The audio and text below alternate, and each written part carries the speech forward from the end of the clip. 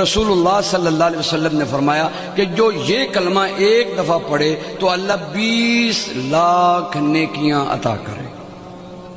کتنی نیکیاں بھی؟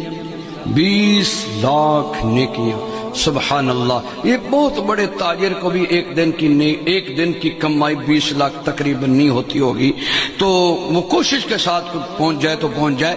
یہ 20 لاکھ، آپ کتنے خوش قسمت ہیں، یہاں 2 گھنٹے بیٹھے ہیں اور 2 گھنٹوں کی برکات یہ کہ جب آپ اٹھ کر جائیں گے تو آپ کے جنت کے بینک میں 20 لاکھ نیکیاں اللہ جمع کروا دے گا۔ وہ کلمہ کیا ہے؟ سارے پڑھیں، بسم اللہ الرحمن الرحیم۔